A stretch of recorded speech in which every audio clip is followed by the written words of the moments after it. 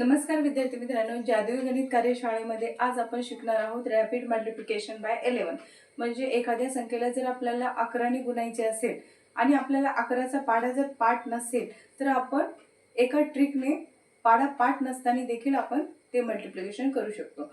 म्हणजे for example आता बघूयात आपण 62 मल्टिप्लाय बाय 11 करायचे आपल्याला आणि समजा एखाद्या मुलाला 11चा पाढा पाठ नसेल पण त्याला जर ही ट्रिक माहीत असेल तर तो इझिली हे मल्टिप्लिकेशन करू शकेल. त्यासाठी पाढा पाठ असण्याची आवश्यकता नाहीये. ठीक आहे. तर आता बघा 62 मल्टिप्लाय बाय 11 ज्यावेळेस आपल्याला 11 ने मल्टिप्लाय करायचे त्यावेळेसच ही ट्रिक इथे लागू होणार आहे. 12, 13 साठी वेगवेगळ्या ट्रिक्स आहेत, फक्त 11 साठी ही ट्रिक आहे. ठीक आहे.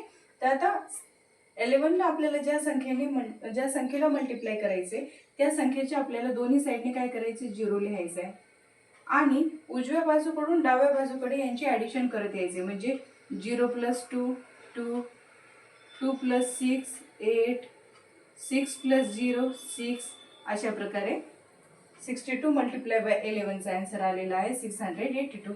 आता यापुढे नंबर नाही त्यामुळे ॲडिशन इथे संपलेली आहे. अशा प्रकारे आपण अजून एक उदाहरण पाहूयात. For example 84 multiply by 11. ठीक आहे. तर आता आपण काय करणार, 11 ने कशाला मल्टिप्लाय करायचे आपल्याला, 84 ला. मग 84 च्या दोन्ही साईडने काय करणार आपण, 0 0 लिहिणार आणि या दोघांची बेरीज करणार.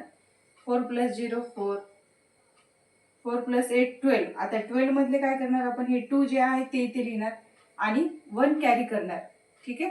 आता 8 + 0 8 and 1 कॅरी 9.